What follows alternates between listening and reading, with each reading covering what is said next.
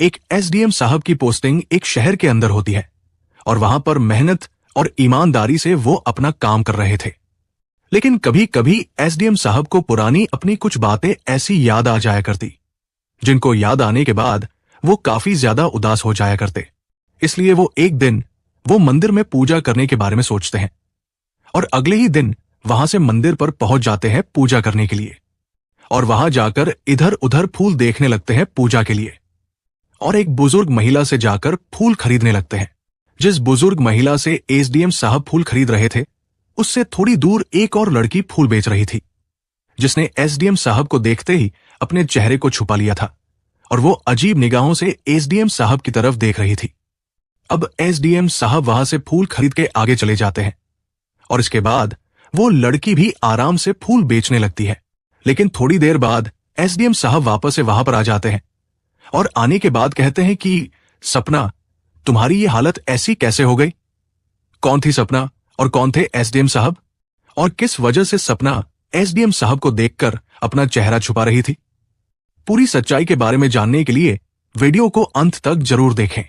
दोस्तों, ये कहानी शुरू होती है उत्तर प्रदेश के एक छोटे से शहर लखीमपुर से, जहां की गलियों में हल्की हल्की धूल उड़ती थी, जहां सुबह की चाय की खुशबू हर घर से उठती थी और जहां एक लड़का रहता था जिसका नाम था रोहन। एक ऐसा लड़का जिसके चेहरे पर हमेशा एक मासूम सी मुस्कान खेलती थी, जिसकी आंखों में बड़े बड़े सपने पलते थे और जिसके दिल में कुछ कर दिखाने की चाहत हमेशा जिंदा रहती थी।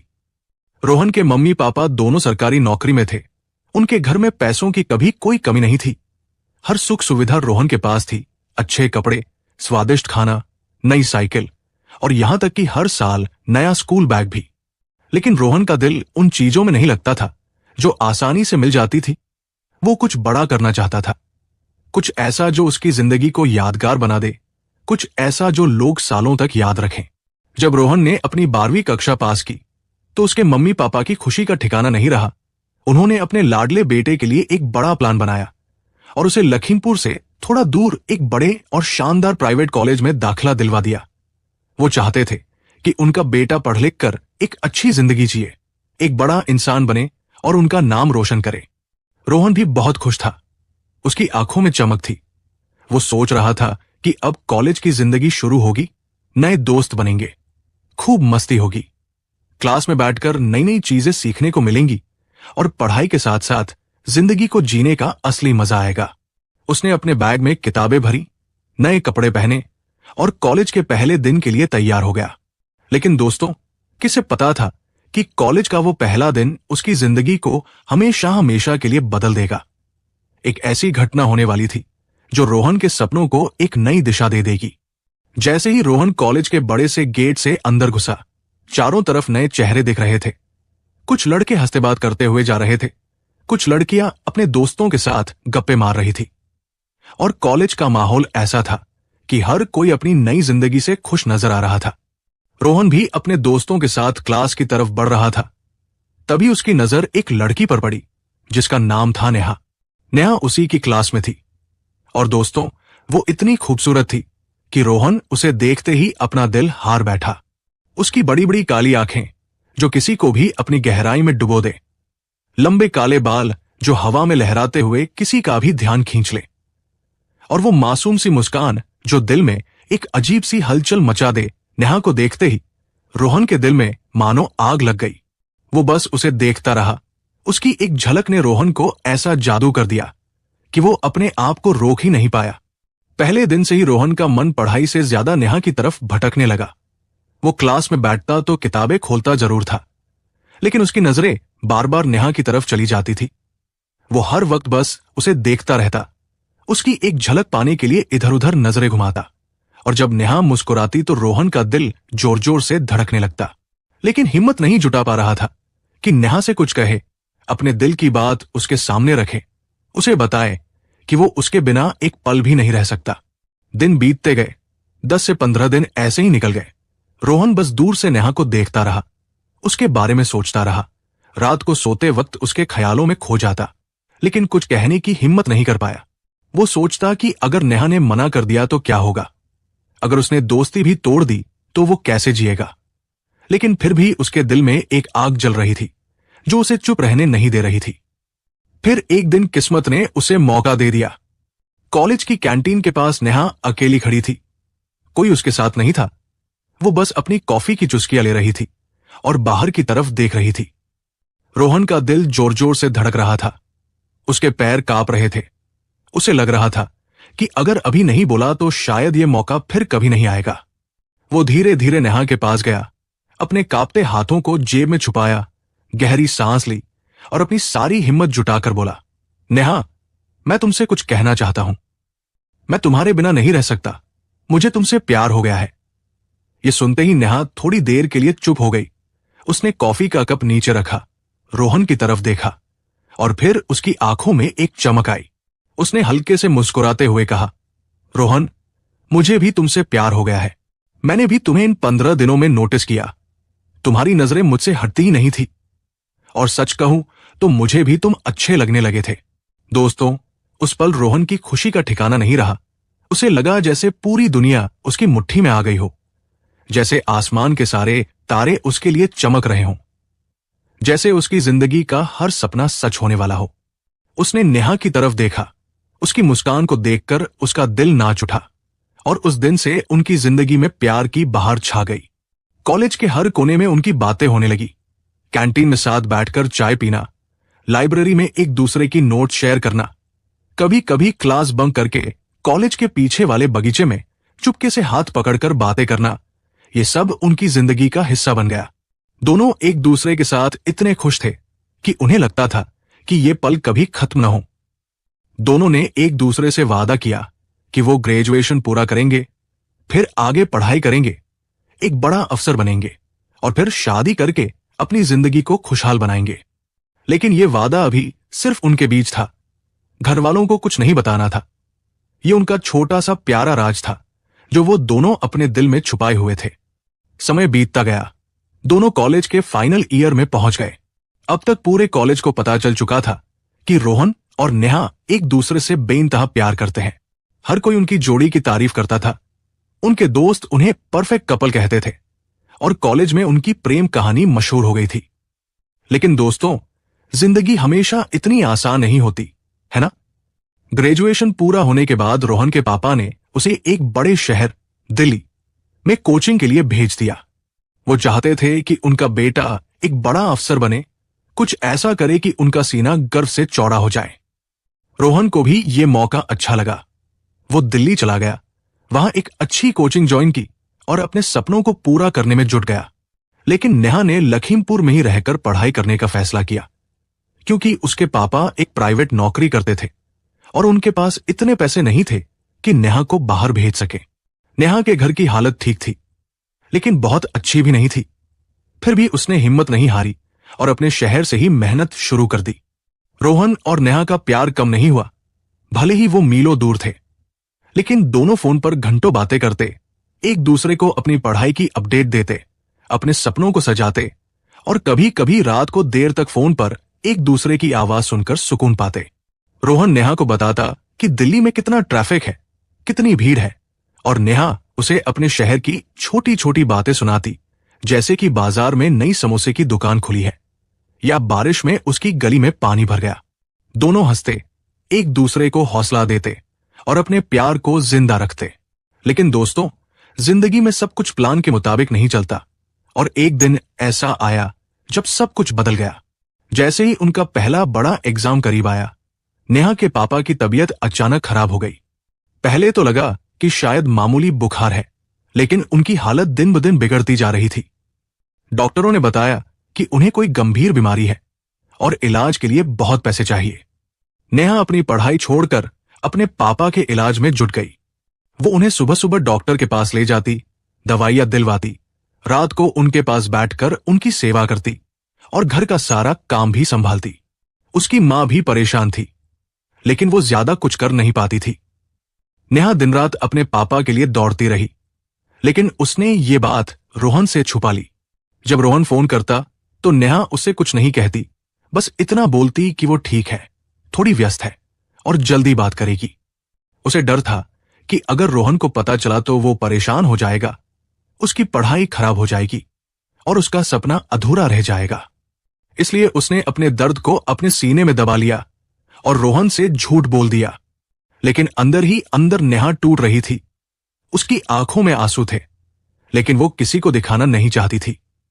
इधर रोहन ने दिन रात मेहनत की, अपनी किताबों में डूब गया, कोचिंग की क्लासेस अटेंड की और आखिरकार पीसीस का एग्जाम पास कर लिया। वो एसडीएम बन गया। खुशी से उसका दिल नाच रहा था।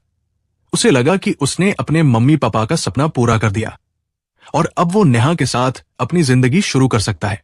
उसने सबसे पहले नेहा को फोन किया और चिल्लाते हुए बोला, नेहा, मैं एसडीएम बन गया हूं।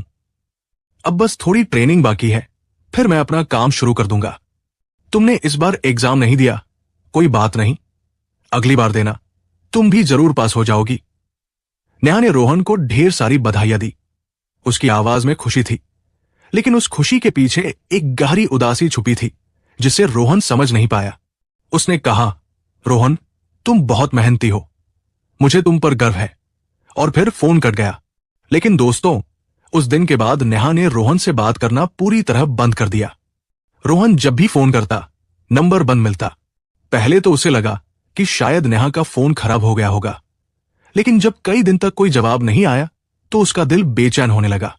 उसने नेहा के दोस्तों से पूछा, कॉलेज के पुराने दोस्तों को फोन किया, लेकिन किसी को कुछ पता नहीं था। आखिरकार वो छुट्टी लेकर लखीमपुर गया। नेहा के घर पहुंचा, लेकिन वहां ताला लगा हुआ था। पड़ोसियों ने कहा कि नेहा का परिवार रातों रात कहीं चला गया। किसी को कुछ पता नहीं कि वो कहाँ गए। रोहन का दिल टूट गया। वो समझ नहीं पा रहा था कि आखिर ऐसा क्या हुआ कि नेहा उसे छोड़कर चली गई। क्या उसका प्यार झूठा था? क्या वो उसे भूल गई थी? वो घंटों नेहा के घर के बाहर बैठा रहा, उसकी यादों में खोया रहा, लेकिन कोई जवाब नहीं मिला। रोहन ने हार नहीं मानी। वो वापस दिल्ली गया, अपनी ट्रेनिंग में जुट गया, लेकिन उसका मन हर वक्त नेहा के पास ही अटका रहता था। ट्रेनिंग पूरी हुई, उसकी पोस्टिंग एक जिले में हो गई। वो दिन रात मेहनत करता, लोगों की मदद करता, अपने काम में इतना डूब जाता कि थकान उसे नींद सुला दे। लेकिन जब भी अकेला होता, नेहा की याद उसे सताती। उसकी वो मुस्कान, वो बातें, वो वादे, सब कुछ उसके सामने घूमने लगता। उसके मम्मी पापा ने उससे शादी की बात की। कहा कि अब वो अफसर बन गया है, उसकी उम्र भी हो गई है, उसे घर बसा लेना चाहिए। लेकिन रोहन ने साफ मना कर दिया। वो बोला, मम्मी पापा, मैं नेहा से प्यार करता हूं, उसके बिना किसी और से शादी नहीं कर सकता। वो मेरी जिंदगी का पहला और आखिरी प्यार है। उसके पापा ने कहा, बेटा, अगर तुम उससे इतना प्यार करते हो तो हमें उसका पता बताओ, हम बात करेंगे, शादी करवा देंगे। ये सुनते ही रोहन की आंखों से आंसू छलक पड़े। वो फूट फूट कर रोने लगा और बोला, पापा, अगर मुझे पता होता तो क्या मैं इतने सालों से परेशान रहता? मुझे नहीं पता वो कहाँ गई, क्यों गई, क्या हुआ, कुछ भी नहीं पता। समय बीतता गया। रोहन की पोस्टिंग अयोध्या में हुई। वो वहां मेहनत से काम करने लगा, लोगों की समस्याएं सुनता, उन्हें हल करता और अपने कर्तव्य को पूरी ईमानदारी से निभाता। लेकिन नेहा की याद उसे चैन से जीने नहीं देती थी। वो सोचता कि क्या नेहा उसे भूल गई, क्या वो किसी और के साथ खुश है, या क्या उसे कोई मजबूरी थी। एक दिन उसने सोचा कि क्यों न भगवान राम के मंदिर में जाकर प्रार्थना की जाए। शायद भगवान उसकी सुन ले, शायद उसे कोई रास्ता दिखा दे। सुबह सुबह वो अपने घर से निकला, मंदिर पहुंचा। वहां भीड़ थी, लोग पूजा के लिए लाइन में खड़े थे और फूलों की दुकानों पर रौनक थी। रोहन एक बूढ़ी औरत से फूल खरीदने लगा। तभी उसकी नजर पास में फूल बेच रही एक लड़की पर पड़ी। उस लड़की ने अपना चेहरा दुपट्टे से ढक रखा था, लेकिन उसकी आंखें रोहन को अजीब नजरों से देख रही थी। रोहन ने उसे नोटिस किया। उसे लगा कि वो आंखें जानी पहचानी है, लेकिन उसने कुछ कहा नहीं। फूल लेकर वो आगे बढ़ गया, लेकिन कुछ कदम चलने के बाद उसने पीछे मुड़कर देखा। उस लड़की ने अपना दुपट्टा हटाया और रोहन की सांसें थम गई। वो नेहा थी। रोहन के पैर अपने आप नेहा की तरफ बढ़ गए। वो तेजी से उसके पास पहुंचा और बोला, नेहा, तुम यहां फूल बेच रही हो? ये सब क्या हो गया? तुम कहां चली गई थी? नेहा ने पहले तो चेहरा छुपाने की कोशिश की, लेकिन फिर चुपचाप रोहन की तरफ देखने लगी। उसकी आंखों से आंसू बह रहे थे और रोहन की आंखें भी नम हो गई। नेहा बोली, रोहन, तुम पूजा कर लो, यहां मत रुको, मेरे ग्राहक चले जाएंगे। लेकिन रोहन ने कहा, नेहा, 5 साल बाद हम मिले हैं और तुम मुझसे ऐसे बात कर रही हो। आखिर मेरी गलती क्या थी? तुमने मुझसे बात क्यों बंद कर दी? नेहा कुछ नहीं बोली, बस उसे जाने को कहती रही।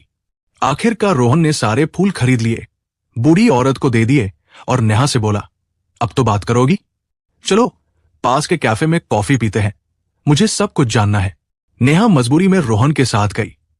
कैफे में बैठकर रोहन ने नेहा से पूछा, तुमने मुझसे बात क्यों बंद की? क्या हुआ था? तुम कहां चली गई थी? नेहा की आंखों में आंसू आ गए। वो बोली, रोहन, तुम एसडीएम बन गए थे। मैंने सुना था कि बड़े लोग कामयाबी के बाद अपने प्यार को भूल जाते हैं, उन्हें घमंड हो जाता है। मुझे लगा कि तुम भी मुझे भूल जाओगे, तुम्हारे लिए बड़े बड़े रिश्ते आएंगे और मैं एक गरीब लड़की हूं, तुम्हारे लायक नहीं रहूंगी। इसलिए मैंने तुमसे दूरी बना ली, सोचा कि तुम्हें अपनी जिंदगी में आगे बढ़ने दूं। रोहन ने कहा, नेहा, तुमने ऐसा कैसे सोच लिया? मैंने आज तक शादी नहीं की, मैं तुम्हारा इंतजार कर रहा था। तुम मेरे लिए सब कुछ हो, मैं तुम्हें कभी नहीं भूल सकता। यह सुनकर नेहा रोहन से लिपट गई, बोली, मुझे माफ कर दो, मैं गलत थी। मुझे लगा था कि तुम्हें मेरे बिना बेहतर जिंदगी मिलेगी। फिर नेहा ने अपनी कहानी सुनाई। उसने बताया कि उसके पापा की तबीयत खराब होने के बाद वो लोग लखनऊ चले गए थे। इलाज के लिए सारी जमा पूंजी खर्च हो गई, लेकिन पापा बच नहीं सके। मां की तबीयत भी खराब हो गई और घर की जिम्मेदारी नेहा पर आ गई। वो अयोध्या आई, अपनी बुआ के साथ फूल बेचने लगी ताकि अपने छोटे भाई बहन और मां का ख्याल रख सके। रोहन ये सुनकर भावुक हो गया। उसने नेहा को गले लगाया और बोला, अब तुम अकेली नहीं हो, मैं तुम्हारा और तुम्हारे परिवार का ख्याल रखूंगा, मुझसे शादी करो। नेहा पहले मना करती रही, कहती रही कि लोग क्या कहेंगे, एक फूल बेचने वाली लड़की से एसडीएम की शादी। लेकिन रोहन ने कहा, मुझे दुनिया की परवाह नहीं, मुझे बस तुम चाहिए। दोनों ने अपने अपने परिवारों से बात की। नेहा की मां और रोहन के मम्मी पापा खुशी खुशी मान गए। उनकी शादी धूमधाम से हुई। रोहन ने नेहा से कहा, अब तुम पढ़ाई करो, अफसर बनो। नेहा ने मेहनत की और पीसीएस पास कर लिया। आज रोहन और नेहा एक खुशहाल जिंदगी जी रहे हैं। उनका एक बेटा है जिसका नाम पार्थ है। दोनों अपने परिवारों का ख्याल रखते हैं और एक दूसरे के साथ प्यार भरी जिंदगी बिता रहे हैं। दोस्तों, ये कहानी हमें सिखाती है कि सच्चा प्यार कभी हार नहीं मानता, चाहे कितने भी मुश्किल हालात क्यों ना आए। तो आप बताइए, क्या आपने कभी अपने प्यार के लिए इतना इंतजार किया है, या जिंदगी में कोई ऐसा मौका आया जब आपको लगा कि सब खत्म हो गया, लेकिन फिर भी उम्मीद नहीं छोड़ी? कमेंट में जरूर बताना। आपकी कहानी भी किसी को प्रेरणा दे सकती है। मिलते हैं अगली कहानी में, तब तक के लिए जय हिंद, जय भारत।